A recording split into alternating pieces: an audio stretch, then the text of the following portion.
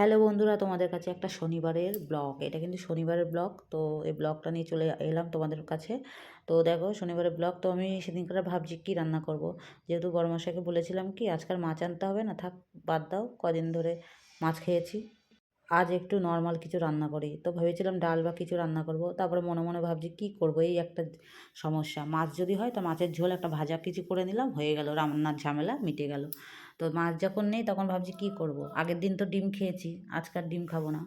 তো ভাবতে ভাবতে আবার ভাবছি ছেলের জন্য তাহলে বিনস গাজর যখন আছে ওর জন্য খিচুড়ি করি। এই ভাবতে ভাবতে ভাবছি যে কী করবে, এই মনে চিন্তা বেঁধে গেছে। তারপরে ভাবলাম না, একবারে খিচুড়িই করি, ছেলেও খেতে পারবে, আমরাও খেতে পারবো।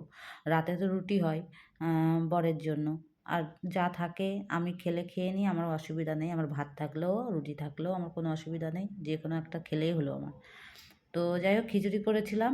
তো একবারেই আর কী কী করেছি দেখো, কেটে কুটে নিয়েছি। তো কাটাকুটি কমপ্লিট। আর তোমাদের দেখিয়ে দিলাম এই যে সবজি, ফুলকপির সিজন যেহেতু, তাই একটু ফুলকপির সময় না, যদি একটু খিচুড়ি না খাওয়া হয় না ভালো লাগে না। ফুলকপি, টমেটো, এই সমস্ত যা যা সবজি, আর একটু মূলো হলে না আরও ভালো হয় খিচুড়ির মধ্যে। বেশ সুন্দর লাগে এই শীতের সময় খিচুড়ি খেতে।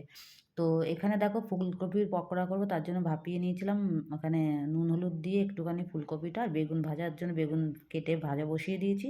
আর সবজি যা যা কেটেছি, যা যা দেবো খিচুড়িতে তোমাদের দেখালাম। আর এটা হচ্ছে পকোড়া করব, ওই জন্য তোমাদের রেসিপিটা দেখিয়েছি, ওই জন্য আর দেখানোর কিছুই নেই।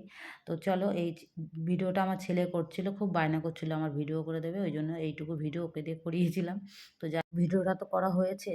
তো এখানে কি কি রান্না করছি একবারে বসিয়ে দিলাম, দেখো খিচুড়িটা, সেটা তোমাদের একবার দেখিয়েছিলাম। তো আর দেখো এই যে চাল ডাল বসিয়েছি নুন দিয়ে একবারে। আর এই যে ফুলকপির পকোড়া হচ্ছে, তো তোমাদের একবার দেখিয়ে নিই সব কিছু। এই যে কাটাকুটি করেছি, আদা ঘষছি, মশলাটা করব মানে খিচুড়ির জন্য। এখানে পাঁচফোড়ন দিয়ে সবজিগুলো সব ভেজে নিচ্ছি, নুন হলুদ দিয়ে, তারপরে আদা জিরে গুঁড়ো গুঁড়ো মশলা দিয়ে সব কষিয়ে নেব। তারপরে খিচুড়ির মধ্যে দিয়ে এই যে চাল ডাল যখন সেদ্ধ হয়ে গেছে হাফ, তখনই আমি খিচুড়িটা মানে সবজিগুলো সব দিয়ে দিয়েছি, দিয়ে এবারে এটা করছি। দেখতে দেখতে আমার খিচুড়ি কিন্তু হয়ে গেছে, দেখতে পাচ্ছ তোমরা। আমি কিন্তু লঙ্কাটা ডলে দেওয়ার আগে ছেলের খিচুড়িটা তুলে রেখে তারপরে বাকি যে গোটা গোটা লঙ্কাগুলো দিয়ে দিয়েছিলাম, সেগুলি ভালো করে ডলে দিয়েছি। আর লঙ্কাগুলো এত ঝাল, তো খিচুড়িটা মোটামুটি ঝাল হয়েছে, আমাদের হয়ে গেছে। তো এর নামানোর আগে গরম মশলা, একটু ভাজা ধনে জিরের মানে গুঁড়ো দিয়ে দিয়েছিলাম, আর ঘি দিয়ে দিয়েছিলাম। দেখো তোমাদের দেখিয়ে নিলাম। আর হচ্ছে একবেলার মতনই খিচুড়ি করেছিলাম, যেহেতু রাতে একটু রুটি তরকারি করবো তাই। আর এই দেখো ছেলের খিচুড়িটা তুলে রেখে দিয়েছিলাম। এই যে ফুলকপির পকোড়া আর বেগুন ভাজা আমার কমপ্লিট হয়ে গেছে। তো বন্ধুরা, কে কে খিচুড়ি খেতে ভালোবাসো জানাবে কিন্তু। এবার খাওয়া দাওয়ার পালা, সব কিছু গোছানো হচ্ছে এই যে থালাতে। তো বন্ধুরা চলো, কেমন হয়েছে ভিডিওটা তোমরা জানাবে। তো ভালো লাগলে লাইক কমেন্ট করে দিও, পাশে থেকো।